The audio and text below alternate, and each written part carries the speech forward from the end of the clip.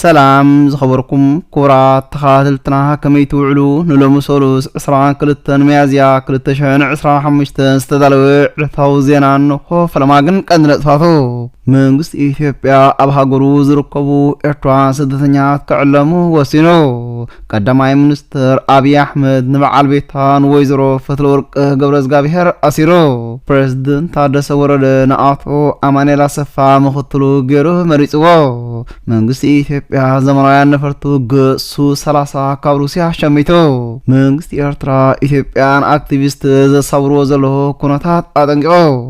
ዶክተር ደብረጽዮን ገብረሚካኤል موت ارتيست سلمون تكاليني استسمع حزن قليصو امباركس نغنت فاتخاتلو صنعكم درزا حصار مساغرت موسيقى نمرو تحستو كساغروكم سناي مكتثال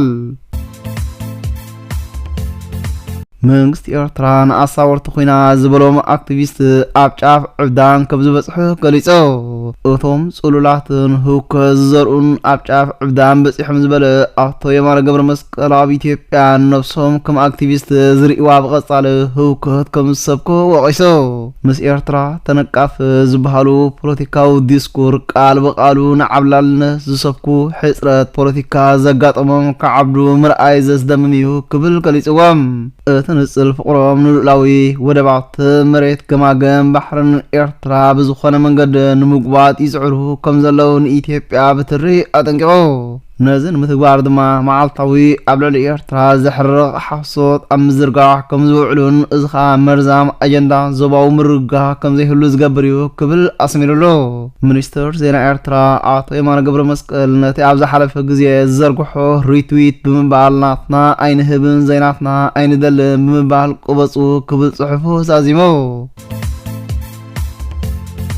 አቦምበር ህወሓት ዶክተር ደብረጽዮን ገብረሚካኤል ብሞት አርቲስት ሰሎሞን ተካልኝ ዝተሰማዑ ሓዘን ገሊጾ በሃንደበታው ሞት አርቲስት ሰሎሞን ተካልኝ ዝተሰማዑ ሓዘን ብስሙ ውድብ ህወሓትን ብስሙን ብምግላጽ ንሙልኣት ስድራቤቱን ኣድነቕቱን ምጽንናዕ ተመንዩ ህዝቢ ትግራይ ካብ እዝንን ዓይንን ማሕበረሰብ ዓለም ብምኽዋል ብልፍንቲ ንምጽናት ኣብ ዝተገብረ ምርብራብ አርቲስት ሰሎሞን ተካልኝ ዝፈጸሞ ታሪኽ ከም ዘይርስዖ ኣስሚሩሉ ኣብ ጎን حقن رتعن تسلفو نزكالو تقادلو دما كل تقرأ كم زي رسعو دكتور دبرصيون ገብረሚካኤል حبيرو መንግስት ኢትዮጵያ ሓደገኛ መንገዲ አንጻር መንግስት ኤርትራ ክኸተል ጀሚሮ ኩነታት ኤርትራን ኢትዮጵያን ካብ መዓልትና መዓልቲ እናኸፈ ኣብ ዝኸደሉ ዘሎ እዋን ወኪል ኤርትራ ኣብ ደባት ትግራይ ክመጽእ ከሎ ሓለፍቲ ክልል ዓፋርካ ናብ ኤርትራ ሃዲሞም ሓላፊ መስኖ ኢትዮጵያ ዶክተር አብርሃም በላይ ብዛዕባ ርክብ ኣወስዒድን ብርሃነ ገብረ ገርግስን ፕሬዝደንት ጀነራል ታደሰ ወረደ መብርህ ክህቦ ሓቲቱ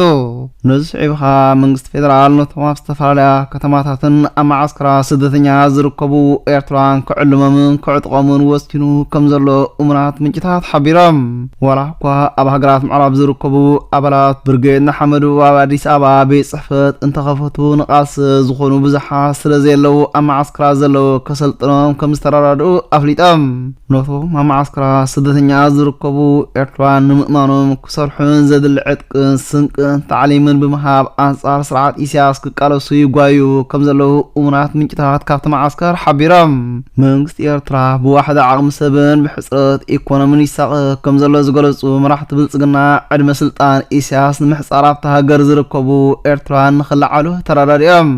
ኣብ ማዓስከር ስደተኛታት ንዝርከቡ ሰባት ምዕጣቕ ሓደገኛን ኣህግራዊ ሕጊ ዝጻረር ኮይኑ መራሕቲ ብልጽግና ነዝን ተፈጺሞሞ ከቢድ ኩነነ ከም ዘስዕበሎም ይንገረሎም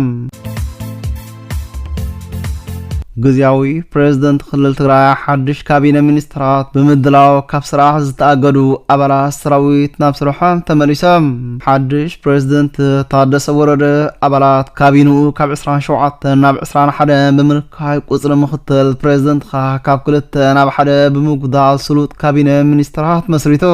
ወግዓዊ ዝርዝር ኣስማት ገና ንህዝቢ እኳ ተዘይሃበ ኣዲስ ስታንዳርድ ግን ምክትል ኣቦ ወንበር ህወሓት ኣቶ አማኑኤል አሰፋ ብሕታዊ ምክትል ምክትል ፕሬዝደንት ኮይኑ ከም ዝተመርጸ ሓበሬታ ረኺበ ክትብል ዘርግሓቶ ፕሬዝደንት ታደሰ ወረደ ነቶም በኣቶ ጌታቸው ረዳ ካብ ስርሖም ዝተባረሩ 3 ጀነራላት ትግራይ ከም ዝመለሶምን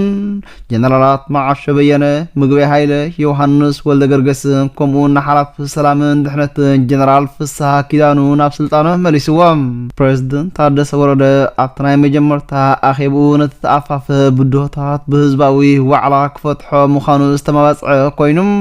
ሓድሽ ካቢነ ሚኒስትራት ናብ ዕርቅን ሓድነትን ዝወስድ መንገዲ ናይ ምሕንፃፅ ሓላፍነት ከም ዝስከሙ ተዛሪቡ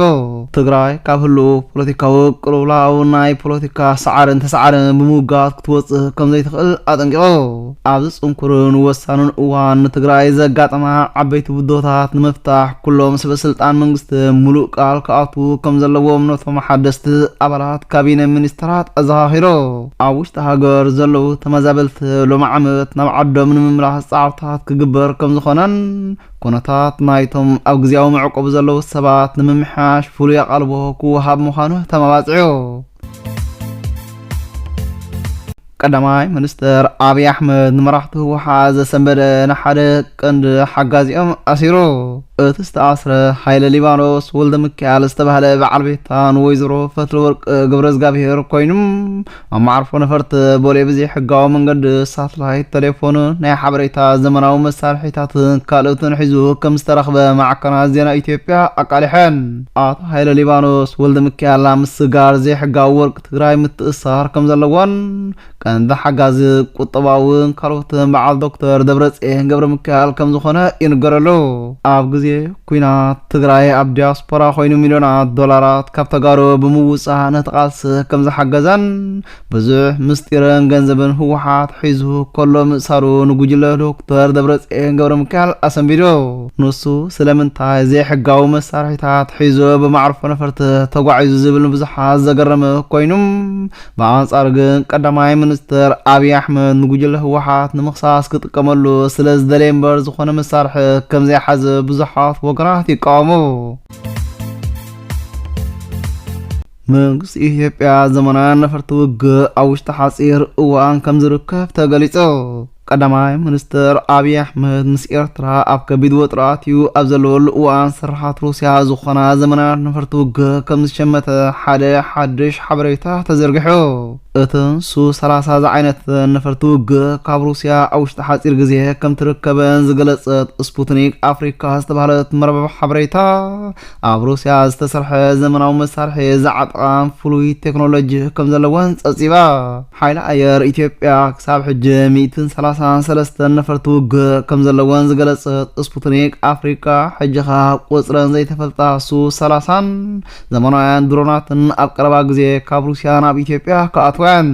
እምበኣርክስ ንሎሚ ዝተዳለወ ዕለታዊ ዜና ተፈጺሙሎ ንሙሉእ ህዝቢ ዓለም ሰላምን ርግኣትን እናተመነና ኣብ ካልእ ግዜ ብካልእ ትሕዝቶ የራኽበና እናበላ ክሳብ ሽዑ ግን ሰናዩ ንዓኹም